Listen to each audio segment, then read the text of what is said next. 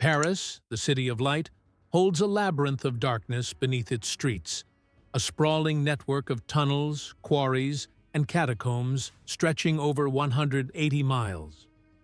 During the Nazi occupation of Paris from June 14, 1940 to August 1944, these subterranean passages played a complex role in the struggle between the German forces and the French resistance. While the tunnels were not the central stage of resistance as post-war myths might suggest, they were critical in specific, daring operations and as a shadowy battleground where both occupiers and resistors maneuvered. This essay explores the underground world of Nazi-occupied Paris, focusing on the activities of the French resistance, the German fortifications, and the unique contributions of individuals who navigated this hidden realm. The underground network, primarily the result of centuries of limestone quarrying, was a maze of galleries, chambers, and narrow passages. Known as the Carrière de Paris, these quarries had been mined since Roman times to build the city's iconic structures, such as Notre Dame and the Louvre. By the 18th century, parts of the network were converted into ossuaries, housing the remains of millions, earning the name catacombs. During World War II, this subterranean world became a contested space. The Germans, aware of its strategic potential, conducted an inventory of the tunnels starting in 1942, using documents from French ministries to map and fortify them. Their goal was to create bomb-proof shelters and facilities safe from Allied air raids.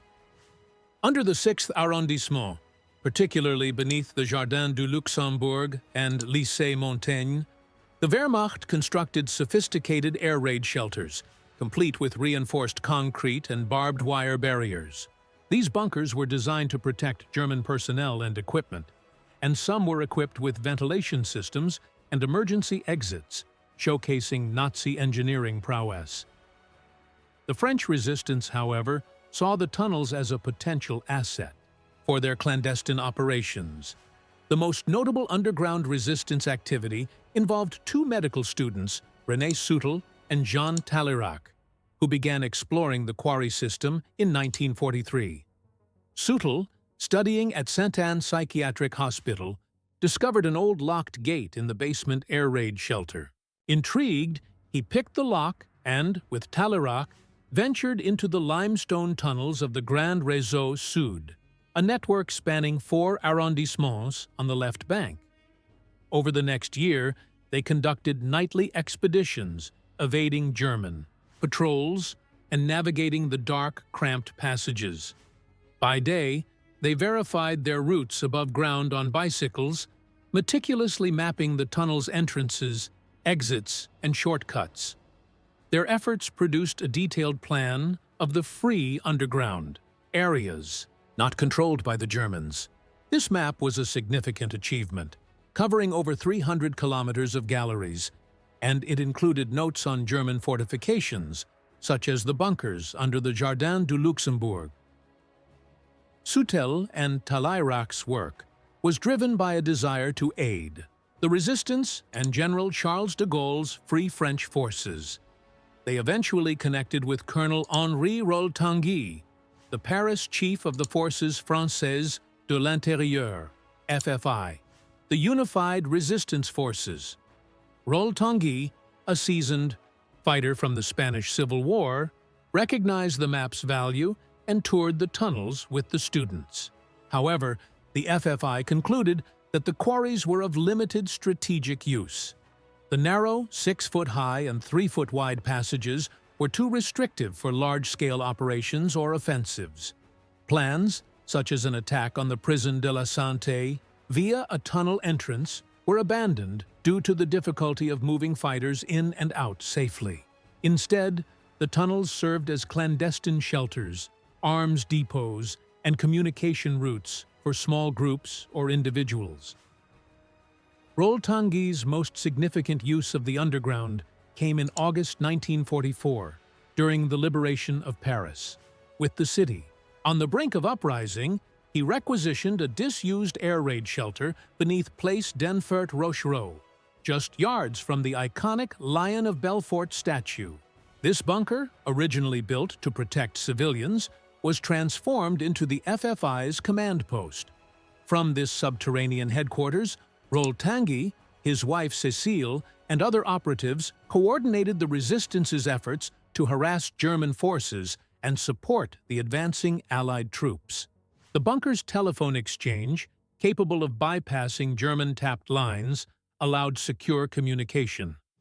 The shelter's location was symbolic, near the site where the unknown soldier's coffin had rested in 1920, but its selection was a matter of expediency rather than long-term planning. Post-liberation newsreels portrayed the command post as a hub of military precision, with Roltangi issuing calm orders amid the chaos above. This imagery cemented the myth of the underground as the heart of resistance, though in reality, its role was more limited. Other underground activities were less prominent, but equally daring. René Le Gruiec, a Parisian fireman, used the sewers and quarries to smuggle people, likely including Jews and resistance fighters, out of danger. His work ended tragically when he was arrested by the Gestapo in 1943, deported, and executed in Flossenburg concentration camp in 1944. Unlike in other occupied cities, such as Lvov, Poland, where Jews hid in sewers, there are no recorded instances of Parisians using the tunnels as long-term refuges. The metro and sewer workers, while supportive of the resistance in the final days of occupation, did not mobilize significantly until August 1944. The Compagnie du Chemin de Fer Métropolitain de Paris, which operated the metro, complied with German demands, particularly in enforcing discriminatory policies against black and Jewish citizens. The Germans' use of the underground was more systematic. Their geological service prioritized fortifying the sewers and quarries, installing barriers and alarms to secure their facilities. 2 German soldiers, lost in the sewers for 8 days during the liberation, surrendered to the FFI, exhausted and famished, highlighting the tunnel's disorienting complexity. The Nazi bunkers, now abandoned, remain a testament to their defensive strategy, with some, like the one beneath Lycée Montaigne, accessible to cataphiles, urban explorers who illegally navigate the catacombs. The secret tunnels of Nazi-occupied Paris were a microcosm of the broader struggle, a place of ingenuity, courage, and limitation. Soutel and Talleyrand's mapping, Roltangi's command post, and Le Gruiec's smuggling efforts show the resistance's determination to exploit every available resource. Yet, the tunnel's narrow confines and German fortifications restricted their utility. The underground was not a haven for large-scale rebellion, but a space for quiet, perilous acts of defiance. Today, the Denfert Rochereau shelter, part of the Musée de la Libération, preserves this history, offering a glimpse into the dark, echoing galleries where Paris's fate was contested. If you found this video informative, please give it a thumbs up, share it with friends, and don't forget to subscribe for more content like this.